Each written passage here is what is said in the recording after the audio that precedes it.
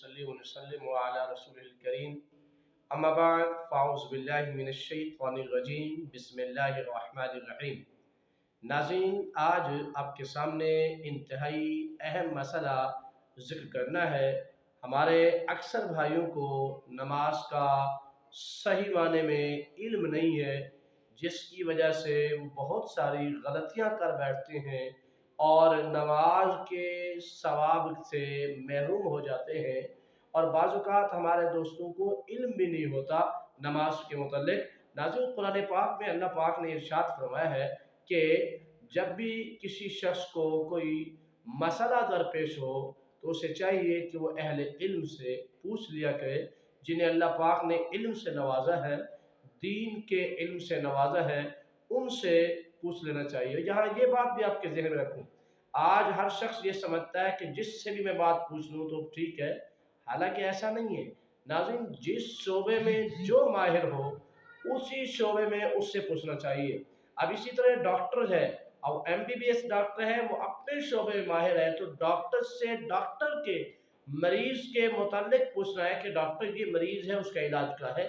इसी तरह किसी भी शोबे का वो डॉक्टर है, तो जिस शोबे का वो डॉक्टर है उसी से पूछा जाएगा। مثلا कोई डेंटल डॉक्टर है, अब आप उससे पूछेंगे कि जी जिगर के मसाइल का कैसे हल होगा, तो जाहिर है डेंटल ने अपना शोबा बताना है। तो इसी तरह जिगर वाले के बाद आप डेंटल का नहीं पूछ सकते, इसी तरह इन शोबे जात वाले लोगों से आप दीन भी नहीं पूछ सकते।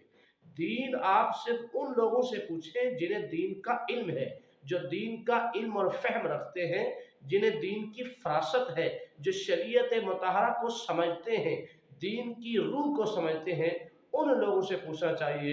तो मेरे भाइयों दोस्तों, जिसको भी खास तौर पर नमाज के मसाइल ज़िंदगी के शोबहाए ज़िंदगी से ताल्लुक़ रखने के लिए कोई भी मसला है, तो हमें उसका इल्म हासिल करने के लिए दीनदार के पास जाना चाहिए, जो आलिम हो, जो मुफ्ती का दर्जा रखता हो, आलिम का दर्जा रखता हो। हमें उनके पास जाके अपने मसाइल के मुतालिक पूछना चाहिए।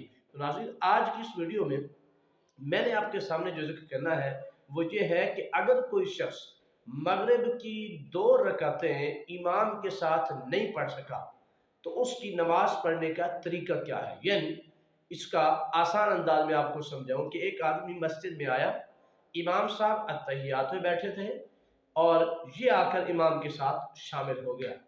अब जाहिर है ये इमाम के साथ तो शामिल हो गया, मगर इसने 2 रकातें इमाम के साथ नहीं पढ़ी, इसकी 2 रकातें रह चुकी हैं।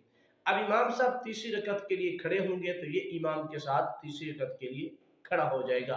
इमाम साहब अपनी रकत मुकम्मल करेंगे तो सलाम फेरेंगे।